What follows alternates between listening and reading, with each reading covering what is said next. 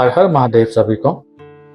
मैं यहाँ से एक सीरीज स्टार्ट कर रहा हूँ और इस सीरीज में हम शिव के और उनकी महिमा के बारे में जानेंगे शिव पुराण के द्वारा। और ये जो हमारी जर्नी है ये श्री शिव पुराण महात्म्य से स्टार्ट होगी और हमारी जो है इसमें 7 संहिता होंगे। विदेश्वर संहिता के अलावा 7 संहिता होंगे जो कि इस प्रकार है। रुद्र संहिता, रुद्र संहिता के विभिन्न खंड होंगे एंड रुद्र संहिता के बाद हमारे आएंगी शत रुद्र संहिता।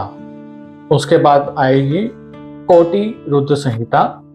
कोटि रुद्र संहिता के बाद आएंगी उमा संहिता, कैलाश संहिता, वायव्य संहिता पूर्व खंड, वायव्य संहिता उत्तरखंड, जो कि हमारी अंतिम संहिता होगी। तो चलिए हम स्टार्ट करते हैं और हम स्टार्ट करेंगे त्वमेव माता च पिता त्वमेव, त्वमेव बंधुश्च सखा त्वमेव, त्वमेव विद्या द्रविण त्वमेव, त्वमेव सर्वम मम देव देव।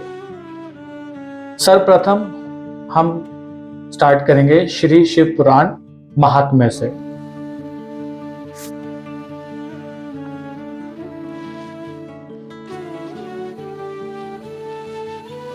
श्री गणेशाय नमः। यथा कथित भवाभिध मग्नम दीनम माम समुद्र भवान वात कर्म ग्राही तांगम दासोहम तब शंकर। सौनक जी के साधन विषय के प्रश्न करने पर सूत जी का उन्हें शिव पुराण की उत्कृष्ट महिमा सुनाना। श्री शौनक जी ने पूछा, महाज्ञानी सूत जी, आप संपूर्ण सिद्धांतों के ज्ञाता हैं। प्रभो, मुझसे पुराणों की कथाओं के सारथ तत्व का विशेष रूप से वर्णन कीजिए। ज्ञान और वैराग्य सहित भक्ति से प्राप्त होने वाले विवेक की वृद्धि कैसे होती है तथा साधु पुरुष किस प्रकार अपने काम क्रोध आदि मानसिक विकारों का निवारण करते हैं। इस घोर कलिकाल में जीव प्राय आसुर स्वभाव के हो गए हैं।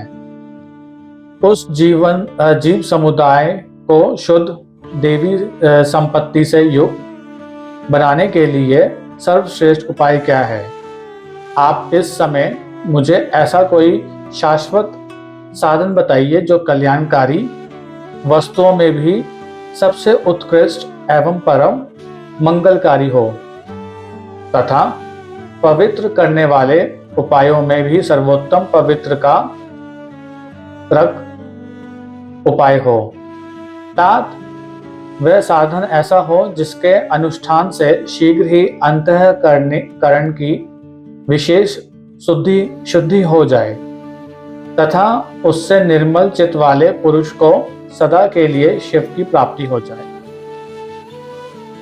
श्री सूत जी ने कहा, मुनि श्रेष्ठ शौनक, तुम धन्य हो क्योंकि तुम्हारे हृदय में पुराण कथा सुनने का विशेष प्रेम एवं लालसा है। इसलिए मैं शुद्ध बुद्धि से विचार कर तुमसे परम उत्तम शास्त्र का वर्णन करता हूँ। वत्स, वह संपूर्ण शास्त्रों के सिद्धांत से संपन्न भक्ति आदि को बढ़ाने वाला तथा भगवान शिव को संतुष्ट करने वाला है। कानों के लिए रसायन अमृत स्वरूप तथा दिव्य है, तुम उसे श्रवण करो। मुने, वह परम उत्तम शास्त्र है शिव पुराण, जिसका पूर्व काल में भगवान शिव ने ही प्रवचन किया था। ये काल रूपी सर्प से प्राप्त होने वाले महान त्रास का विनाश करने वाला उत्तम साधन है।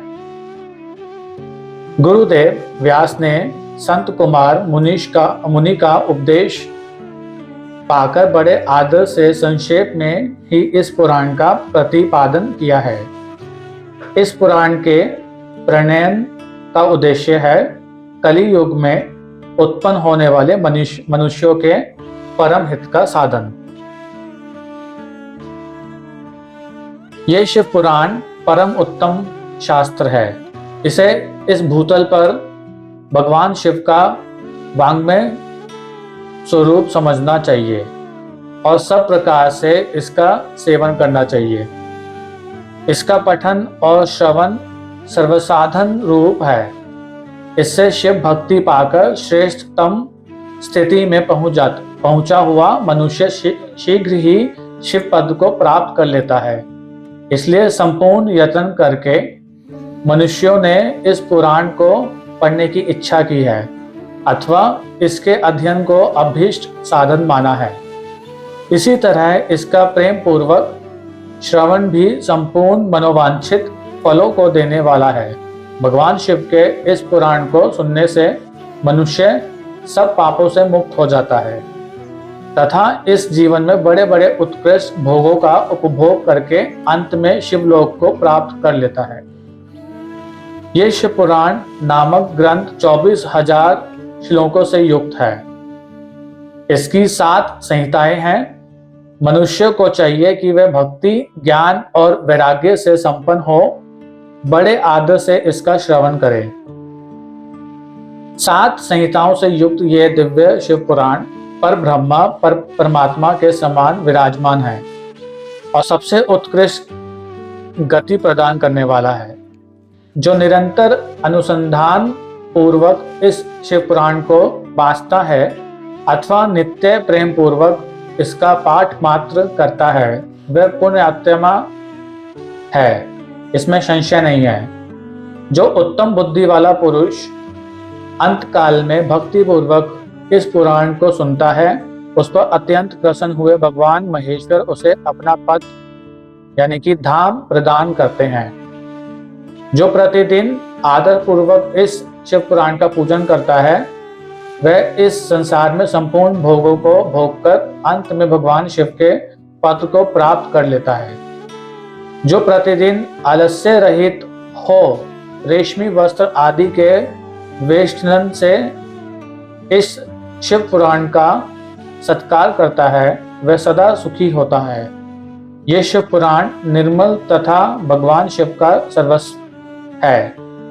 जो इलोक और परलोक में भी सुख चाहता हो, उसे आदर के साथ प्रयत्न पूर्वक इसका सेवन करना चाहिए। ये निर्मल एवं उत्तम शिव पुराण धर्म, अर्थ, काम और मोक्ष रूप चारों पुरुषार्थों को देने वाला है। अतः सदा प्रेम पूर्वक इसका श्रवण एवं विशिष्ट पाठ करना चाहिए। अध्याय 1। तो आज हमने ये जाना कि शिव पुराण पढ़ने की कितनी महात्मा है और हर किसी को, चाहे वो स्त्री हो या पुरुष हो, हर किसी को इस शिव पुराण को अपने जीवन काल में एक बार जरूर पढ़ना चाहिए। आगे के अध्याय हम अगले दिन पढ़ेंगे। तब तक के लिए हर हर महादेव।